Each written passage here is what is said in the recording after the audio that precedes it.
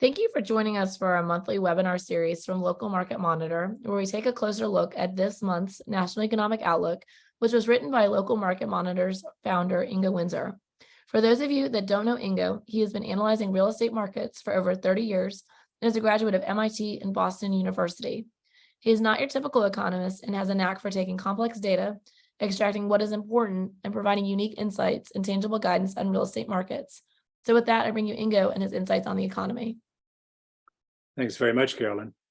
Every month, we look at the latest economic data to see what they can tell us about the current state of real estate markets and where they might be headed.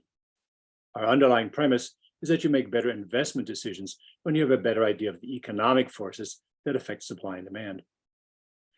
Later this month, we'll have new information about home prices in local markets, which will tell us a lot about real estate markets in the next year. I expect that they'll show us a widening gap among markets. The surge of home prices in all markets during the pandemic, whether justified by economic circumstances or not, is now over. And from now on, the fundamental forces that normally drive demand for real estate will take over again. Chief among them is population growth. Last year, only a handful of markets, including Austin, Raleigh, Tampa, Nashville, and Phoenix, had an increase in population of more than 1.5%. In these markets, home prices may hold steady for a while. But in places like Seattle, Denver, Boston, and Los Angeles, where the population didn't increase at all or even shrank, prices will slide for several years. We'd like to know if the population in a local market is increasing or decreasing right now, but we can't. Our best replacement statistic is the increase or decrease of jobs, which lead to population inflow or outflow. Here's the national picture of job growth. On this chart, we see the increase in the number of jobs in the economy compared to the same month of the previous year. We see that the growth of jobs has been steadily slowing, but is still around 2% per year, which normally is a sign of strong economic growth, which normally would strongly support home prices. But the job data have been misleading for a while because we can't properly distinguish between new jobs that are the result of new economic growth and new jobs that are actually just the recovery of jobs that were lost during the pandemic.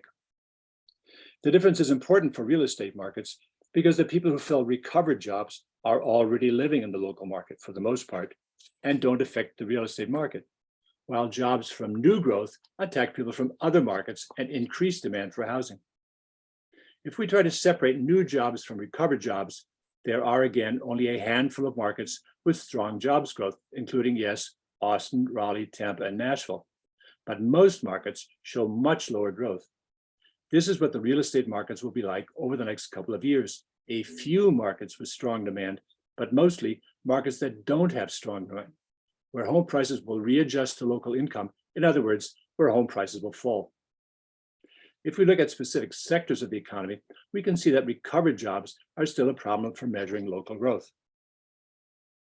Here's a look at manufacturing jobs, where the rate of growth slowed to less than 1% in July.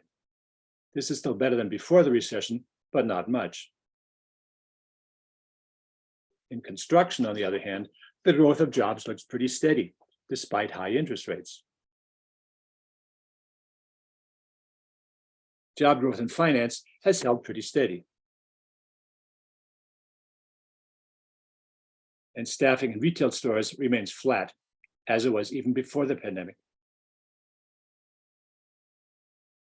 Most concerning is the slower increase of jobs in business services to 1.6% in July. This is lower than in the years before the pandemic, when the economy was growing at a very modest rate, and is down from a 3% rate during periods of strong growth. If this sector doesn't grow at a faster pace, we'll probably see very modest economic growth for the economy as a whole. Part of the slower growth in business services is the shedding of temporary workers, who are always the first to go when businesses see lower demand.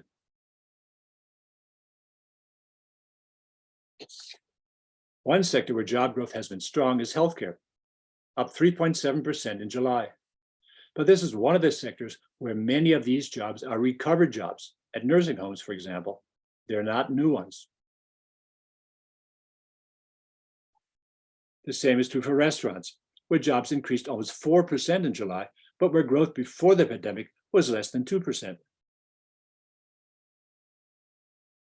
And it's also true for jobs in government, which increased 2.4% in July, but for the entire decade before the pandemic, never increased even 1% a year. With the job data still uncertain, we can look to other measures to see how well the economy is doing, especially gross domestic product, which in the second quarter of this year grew at a very good 2.6% annual rate. This is not much different from the growth before the pandemic, which was steady, even if not spectacular. On the other hand, the average income of consumers increased only 2% in 2022, after the pandemic payment boosts in 2020 and 2021. Adjusted for inflation, that amounts to an actual decrease in average income. Although inflation is ebbing, it still remains high by recent standards. And with energy prices still higher than normal, it's likely that real incomes this year will be at best be flat. That's it. In this time of uncertainty, when some markets will do well, but many won't, it's important for professionals to stay on top of local economic and real estate pressures. Local Market Monitor provides the data and analysis they need with local market reports and investors' metro analysis. Thanks very much for following along. This is our National Economic Outlook. I'm Ingo Winzer.